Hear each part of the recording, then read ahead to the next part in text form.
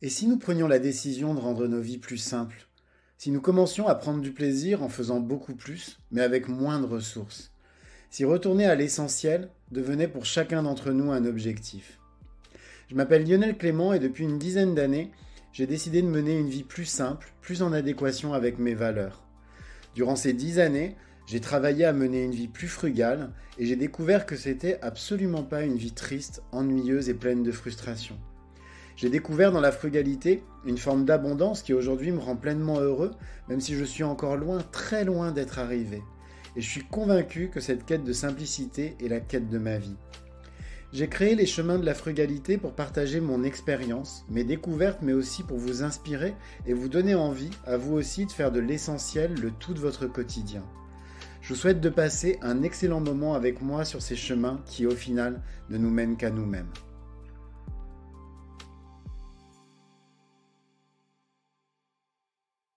Vous vous posez peut-être la question derrière l'écran de votre smartphone ou de votre ordinateur. Pourquoi est-ce qu'il va nous parler de tofu dans un épisode sur la thématique des légumineuses? Eh bien tout simplement parce que le soja, à partir duquel est fabriqué le tofu, est une légumineuse, et certainement la légumineuse la plus consommée dans le monde. Bon, c'est vrai que le tofu, il n'a pas vraiment bonne presse. Il concentre à lui seul tellement d'idées préconçues qu'on pourrait en faire un catalogue. Typiquement, le tofu serait fade et sans goût. Il serait mauvais pour la santé. Le tofu, c'est seulement pour ceux qui aimeraient la cuisine asiatique. Bien entendu, tout ça, c'est complètement faux. Le tofu, c'est un aliment excellent et particulièrement bénéfique pour notre santé. Et c'est pas un hasard s'il est consommé depuis plus de 2000 ans en Chine comme au Japon. Et bien entendu, il y a tofu et tofu. Hier, je me suis amusé, sachant que j'allais écrire cet épisode, à aller dans le supermarché qui est à côté de chez moi pour voir ce qu'on trouvait comme type de tofu. Et franchement, c'est hyper flippant. La plupart des marques qui proposent du tofu sont des marques estampillées comme des marques de régime déjà, et ce tofu est effectivement sans aucun intérêt gustatif. Et c'est, en ce qui me concerne, le tout premier tofu que j'ai mangé il y a maintenant de nombreuses années. J'avais acheté un paquet qui contenait 2 blocs sous vide, je me rappelle, hein, super dur, on aurait dit du plâtre. Je les avais découpés en cubes et sachant pas comment les cuisiner, je les avais fait revenir à la poêle avec un peu d'oignon, un peu d'herbe de Provence, en me disant que ça allait donner un petit peu de goût. Et autant vous dire que c'était absolument infâme et que tout a fini à la poubelle. Et comme beaucoup, je me suis dit qu'on ne m'y reprendrait plus. Puis, il y a quelques années, j'ai décidé de me laisser de nouveau tenter, cette fois dans un restaurant japonais. Et là, mon expérience, elle a été incomparable. Le tofu, il était délicieux, il était fondant, il avait vraiment du goût, et il se mariait parfaitement avec les autres aliments. Enfin bref, c'était une splendeur. J'ai alors posé la question au serveur. Pourquoi est-ce que votre tofu, eh ben, il est si bon? Et il m'a répondu quelque chose de tout bête. Ce tofu, eh ben, il a été bien fabriqué. Je me suis alors dit qu'il fallait peut-être que je commence à aller regarder le tofu qui était vendu dans les épiceries asiatiques. Et que je recherche de vraies recettes pour cuisiner le tofu. Depuis, eh ben, j'adore ça tout simplement. Simplement parce que je sais où l'acheter et comment le cuisiner. Dans cet épisode, j'ai donc envie de vous faire découvrir ou redécouvrir le tofu. En tout cas, j'ai envie de vous le faire aimer. Et pour commencer, savez-vous exactement comment on le fabrique? Eh bien, en fait, le tofu, c'est un caillé qui est réalisé à partir de lait de soja. C'est pour cette raison d'ailleurs qu'on parle de fromage de soja. Et ce caillé, un peu comme d'ailleurs un fromage blanc, hein, c'est exactement le même principe, il est réalisé à partir de deux substances coagulantes qui vont permettre de produire deux types de tofu différents. Premièrement, on a le sulfate de calcium, donc c'est un minéral naturel, hein, je vous rassure. Le nom peut faire peur, mais je peux vous garantir que c'est complètement naturel. Donc c'est un minéral qui permet de fabriquer du tofu ferme. Ce tofu, c'est celui qui est principalement utilisé, par exemple, pour la préparation de plats salés, etc. Et puis, deuxièmement, on a aussi le nigari, ou plutôt connu comme le chlorure de magnésium, qui lui est collecté en mer et qui permet de fabriquer du tofu soyeux, c'est-à-dire un tofu qui est très crémeux et qui peut être aussi bien utilisé dans des préparations salées que dans des préparations sucrées. Par exemple, moi j'aime bien l'utiliser pour fabriquer des crèmes au chocolat. Alors je vous donne la recette justement à la fin de cet épisode et c'est vraiment super bon. Une fois le cahier réalisé, le tofu, eh ben, il est pressé pour enlever l'excédent d'eau, exactement comme on le ferait avec du fromage, hein, et obtenir la consistance désirée. Et puis il est ensuite conservé directement dans son eau en attendant d'être cuisiné. Alors le tofu, il a vraiment plein de bienfaits. Et pour commencer, comme toutes les légumineuses, le tofu, il est très riche en protéines, ce qui en fait une excellente alternative à la viande.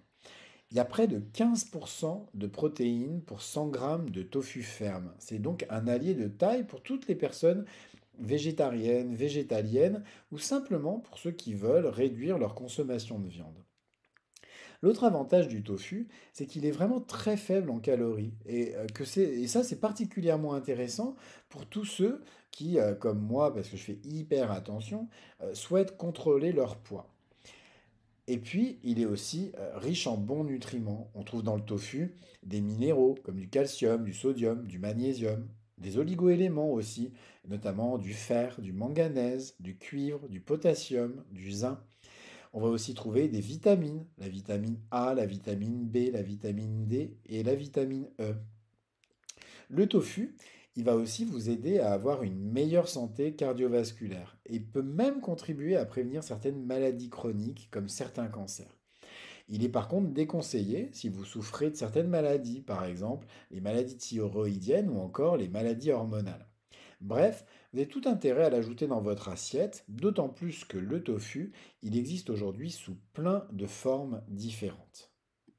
En Asie, on peut trouver le tofu sous de très nombreuses formes. Et chaque pays, voire même chaque région dans chaque pays, possède sa propre spécialité, exactement comme nous avec le fromage.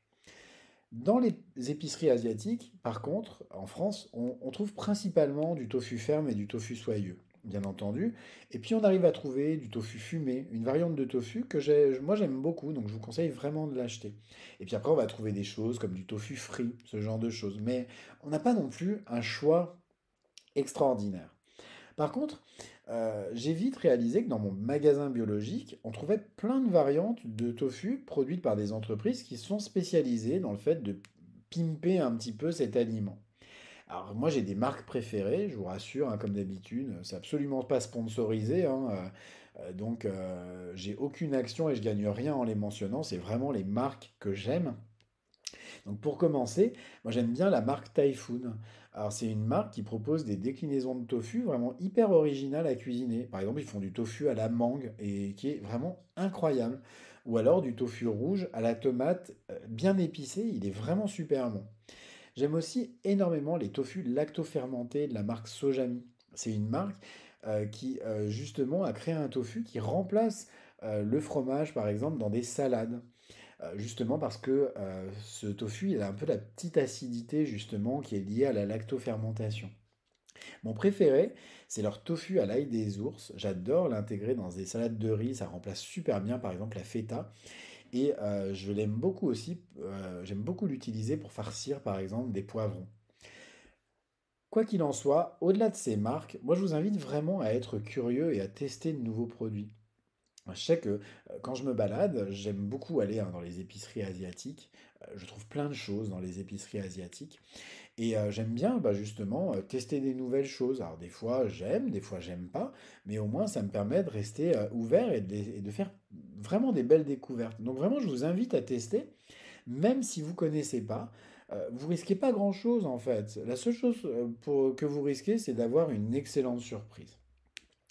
Alors, comment est-ce que on peut cuisiner le tofu? En fait, ce qu'il faut comprendre quand on cuisine le tofu, c'est qu'il n'a pas forcément, en tout cas sous sa forme la plus simple, hein, le bloc blanc que vous avez, que vous trouvez par exemple dans les supermarchés, il n'a pas de goût. Par contre, il va prendre vraiment très facilement le goût des aliments que vous allez cuisiner. C'est pour cette raison, par exemple, qu'il se marie parfaitement avec les sauces, et c'est ça qui en fait un aliment très polyvalent et très intéressant. Ce que je vous propose, c'est je vais vous montrer trois manières de le cuisiner que moi j'aime beaucoup. Donc, première manière, c'est mon tofu à la tomate et aux olives. Dans cette recette, je vais tout simplement revenir le tofu dans de l'huile d'olive et préalablement à ça, je l'ai enduit avec de la fécule de maïs, de la maïzena. Donc je prends de la maïzena et puis je fais comme par exemple avec du poisson en fait, j'enduis mon tofu avec ma maïzena. Et ça va permettre de faire en sorte qu'il reste très croustillant. Ça va faire, vous voyez, une petite pellicule un peu croustillante justement sur le tofu, c'est très intéressant. Puis, je l'ajoute dans une simple sauce tomate provençale que j'ai fait avec de l'ail, beaucoup d'ail. J'adore l'ail, hein. Je ferai peut-être un jour un épisode sur l'ail parce que c'est extraordinaire l'ail. Donc beaucoup d'ail, des olives, des courgettes que j'ai coupées en brunoise. Et ça, c'est tout simplement super bon. La deuxième recette que j'aime beaucoup faire, c'est le tofu mariné et pané. Alors, le tofu, euh, la manière dont je le fais, c'est que je prépare une belle marinade avec du vin blanc, de l'échalote, du romarin, enfin, des herbes, etc. Et je laisse mon tofu ferme mariner pendant toute une nuit dans cette marinade. Le lendemain, je l'égoutte et je le trempe dans un œuf battu, puis dans de la chapelure avant de le faire frire à la poêle, un peu comme un poisson pané en fait. Ben, franchement, cette recette, elle va vous rendre totalement addict du tofu. Ce qui est en plus top, c'est que vous allez pouvoir vraiment varier les marinades et donc pouvoir avoir plein de goûts différents. Et puis enfin, il y a ma fameuse recette de la crème au chocolat. C'est certainement la recette la plus simple du monde, fallait juste y penser. Alors cette recette, c'est pas moi qui l'ai inventée, je l'ai trouvée sur le blog de Valérie Cupillard. Donc Valérie Cupillard, c'est aujourd'hui une experte en nutrition végétale. Et moi j'aime beaucoup, et puis notamment aussi sans lactose, sans gluten, ce genre de choses. Et j'aime beaucoup ce qu'elle propose. Et cette recette, très clairement, elle fait ma vie depuis maintenant de nombreuses années. C'est tout simple, il faut acheter 500 grammes de tofu soyeux que vous allez tout simplement mixer avec 200 grammes de chocolat noir pâtissier fondu. Si vous avez envie de quelque chose d'un petit peu plus sucré, vous pouvez tout à fait rajouter du sucre. Moi, je vous conseille de rajouter tout simplement du sirop d'agave. Ça va vous éviter d'avoir à faire fondre du sucre, ce qui est jamais extraordinaire. Vous allez vous retrouver sinon avec des grains, ce genre de choses. Le sirop d'agave, c'est super. Et dans ces cas-là, vous rajoutez par exemple entre 30 et 50 grammes de sirop d'agave pour avoir quelque chose de bien sucré. Une fois que vous avez fait ça, vous ajoutez, si vous souhaitez, alors ça j'aime beaucoup le faire, des petits morceaux d'orange confite et puis vous transvasez dans des ramequins. Et vous laissez 24 heures au frigo avant de déguster et c'est une dinguerie, tout simplement. Bref, le principal problème avec le tofu, c'est toutes les idées préconçues qu'on peut avoir à son sujet. Comme tous les aliments, moi je vous invite à le cuisiner avec passion, avec beaucoup d'amour et surtout du respect. Puisque aujourd'hui, même si vous pouvez avoir plein d'idées préconçues, il y a quand même une grande majorité de l'humanité qui mange tous les jours du tofu. C'est donc que le tofu peut être extrêmement bien et préparé et cuisiné. Vous verrez, en plus, le tofu vous le rendra au centuple, et ça, c'est quelque chose d'absolument extraordinaire. Cet épisode des chemins de la frugalité est maintenant terminé. Alors comme d'habitude, je vous invite, si vous aimez mon podcast, à vous y abonner, et vous pouvez lui mettre 5 étoiles sur votre plateforme de podcast préférée. Et même pourquoi pas un petit commentaire. Ça va beaucoup m'aider à bien le référencer, c'est-à-dire à le rendre visible. Et puis sinon, vous pouvez également le partager autour de vous afin de le faire connaître à vos proches. En attendant, je vous souhaite à tous une très belle journée et puis je vous dis à demain pour un nouvel épisode. Au revoir.